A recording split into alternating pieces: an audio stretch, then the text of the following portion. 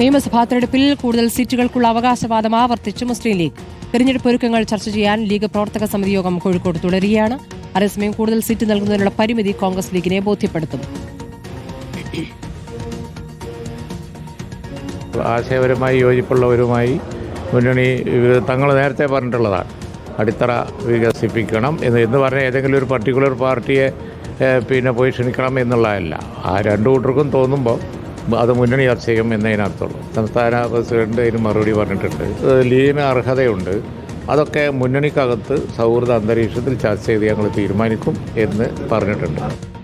AK Abhilash വിവരങ്ങളുമായി. അഭിലാഷ്, നേരത്തെ പരസ്യമായി തന്നെ കുഞ്ഞാലിക്കുട്ടി പ്രതികരിച്ചിട്ടുള്ളത് കൂടുതൽ സീറ്റെന്ന ആവശ്യം മുന്നോട്ട് വയ്ക്കില്ല എന്നുള്ളതായിരുന്നു. ജയ ഉറപ്പുള്ള സീറ്റുകൾ, അതോടൊപ്പം വെച്ചുമാറേണ്ട സീറ്റുകൾ, ഇതൊക്കെയാണ് കോൺഗ്രസുമായി ആലോചിക്കുന്നതെന്നാണ്. വ്യത്യസ്തമായ നിലപാടുകൾ യോഗത്തിലുണ്ടായോ?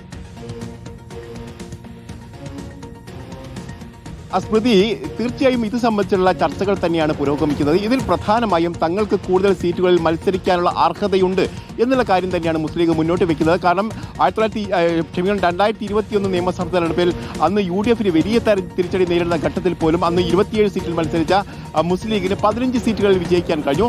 കഴിഞ്ഞ തദ്ദേശ തെരഞ്ഞെടുപ്പിലും സമാന നിലയിൽ വലിയ തരത്തിൽ സ്ട്രൈക്ക് റേറ്റോടുകൂടിയാണ് മുസ്ലിം ലീഗിന്റെ സ്ഥാനാർത്ഥികൾ വിജയിക്കുകയും ചെയ്തിരിക്കുന്നത്. ഈ ഒരു സാഹചര്യത്തിലാണ് തങ്ങളുടെ അവകാശവാദം മുസ്ലിം ലീഗ് ശക്തമാക്കുന്നതെന്ന് വേണം കരുതാൻ.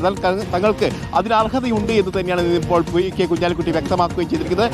ഇത് സൗഹൃദ അന്തരീക്ഷത്തിൽ മുസ്ലിം ലീഗ് UDF അകത്ത് തന്നെ ചർച്ച ചെയ്ത് തീരുമാനമെടുക്കുമെന്നുള്ള കാര്യം കൂടി ഇന്നിപ്പോൾ K കുഞ്ഞാലിക്കുട്ടി വളരെ വ്യക്തമായി തന്നെ പറയുകയും ചെയ്തിട്ടുണ്ട്. അതോടൊപ്പം തന്നെ മുന്നണി വിപുലീകരണം, മുന്നണി ശക്തിപ്പെടുത്തുക തുടങ്ങിയ കാര്യങ്ങൾ മുസ്ലിം ലീഗ് നേരത്തെ തന്നെ വ്യക്തമാക്കിയതാണ്. ആ കാര്യത്തിലും ചില നീക്കങ്ങൾ ഉണ്ടാവുമെന്നുള്ള കാര്യം തന്നെയാണ് ഇപ്പോൾ വ്യക്തമാക്കുകയും ചെയ്തത്. സമാന ചിന്താഗതിക്കാരായ ആളുകൾ മുന്നണിയുടെ ഭാഗമാവും എന്നുള്ള കാര്യം കൂടി ഇപ്പോൾ മുസ്ലിം ലീഗിന്റെ ഭാഗത്ത് വരുകയും ചെയ്യുന്നുണ്ട്. ഏതായാലും ഇപ്പോൾ കൂടുതൽ ആളുകളെ, അതായത് യുവതലമുറയിൽപ്പെട്ട ആളുകളെ സ്ഥാനാർത്ഥിയാക്കാനും അതോടൊപ്പം തന്നെ സ്ത്രീകളെ അടക്കം ഈ സ്ഥാനാർത്ഥിയാക്കാനുള്ള ഒരു നീക്കം മുസ്ലിം ലീഗിന്റെ ഭാഗത്ത് വരുന്നുണ്ട്. ഇത് നേരത്തെ തന്നെ സാദിഖ് അലി തങ്ങൾ തന്നെ വ്യക്തമാക്കുകയും ചെയ്തിട്ടുണ്ട്.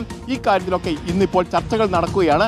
അതോടൊപ്പം തന്നെ ഏതെങ്കിലും തരത്തിൽ മുസ്ലിം ലീഗ് സീറ്റുകൾ വെച്ചു മാറേണ്ടതുണ്ടെങ്കിൽ അത് ഏതൊക്കെ സീറ്റുകൾ എന്നുള്ള കാര്യങ്ങളടക്കം ഇന്നിപ്പോൾ ഈ വർക്കിംഗ് കമ്മിറ്റിയിൽ ചർച്ച ചെയ്ത് തീരുമാനമെടുക്കുമെന്നാണ് ഇപ്പോൾ നമുക്ക് മനസ്സിലാക്കാൻ കഴിയുന്നത്. അഭിലാഷാണ് കോഴിക്കോട് നിന്ന് വിവരങ്ങൾ നൽകിയത്.